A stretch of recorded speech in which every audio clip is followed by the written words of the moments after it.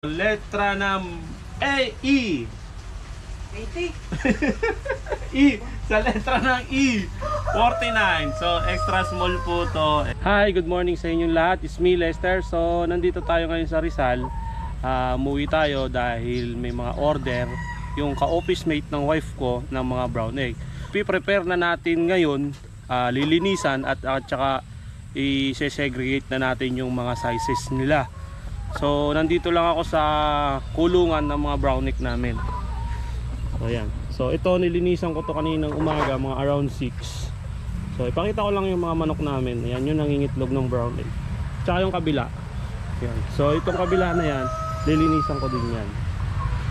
Okay. Yung iba nandun sa loob. Siguro ito mangingitlog tong mga to kaya nandito. Naghihintay lang siguro sila. So wag na natin silang abalahin para pagtuloy-tuloy yung itlog nila. Actually, ngayon sanang umaga, ngayong araw na to is plano kong magpaligo ng mga manok. Itong mga ano namin, H&N Brownie tsaka yung Rhode Island Red namin. Ngayon sana, para yung mga, if ever may kuto sila o may hanip, mamatay yung mga hanip at kuto nila. Kasi, para hindi rin ma-stress yung mga manok namin. Ang problema nga lang, kung titingnan nyo yung panahon ngayon, makulimlim siya. So hindi siya advisable na paliguan pag makulimlim ang panahon kasi lalamigin yung mga manok. Dapat mainit ang panahon or may araw. So yun lang. Kaya cancel muna. Sa susunod na linggo na lang siguro pag uwi ko. Okay? So ang gagawin natin, punta na tayo sa mga itlog at aayusin ko na para hindi ako naghahabol ng oras kasi maaga akong aalis bukas, araw ng linggo. Ngayon Sabado. Okay, so yan yung mga itlog na lilinisan at ise-separate natin yung mga sizes. So yun, simulan na natin. So yun guys, mag-uumpisa na tayo maglinis ng itlog. So napaka basic lang naman ang gagawin natin. May basahan tayo dito na malinis, na may tubig, tas konting suka.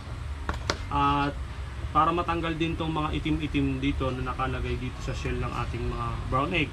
So napapansin nyo, nagmo-moist siya kasi nakarep to, no, para manatiling fresh siya. So, hindi ko na ipapakita yung buong process ng paglilinis kasi napaka-basic lang naman to. Na-upload ko na rin naman to sa YouTube ko na isa-isa ko siyang nilinisan. Ngayon kasi marami to, nasa 210 na pieces na brown egg. So fast forward na tayo.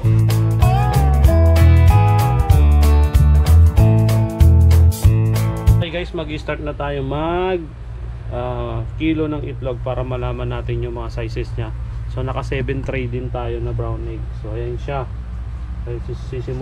Sisimulan na natin siyang kiluhin. So ito yung basihan ng ating jumbo, extra large, medium, small, extra small, and peewee. So ayan po yung grams para ma-identify natin kung yung mga sizes nila. Kaanyuan nasasabing large siya sa bigat po. Okay, start na tayo. Ito isa-isa natin kiluhin para ma-separate na natin lahat sila.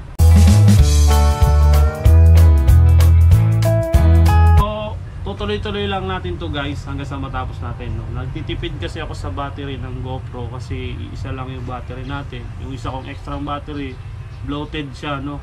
So hindi ko na siya magamit kasi baka masira lalo yung GoPro natin, baka pumutok sa loob ng GoPro natin. So update ko na lang kayo mamaya pag natapos na to. Okay? Okay, sa letra ng A, E. 80. E. Sa letra ng E, 49. So extra small po to, extra small. Dalawang tray na extra small natin. Yung small natin malapit na mag-isang tray. Yung medium ganun din. Yung large at saka yung XL at saka jumbo. Ito ho, 70 grams ang timbang, kaya jumbo siya based dun sa weight classification. Okay, sa letra ng P, peewee. Siyempre, peewee. 55 sa letra ng S. Medium pala, M. Medium. Ito. 49 So extra small.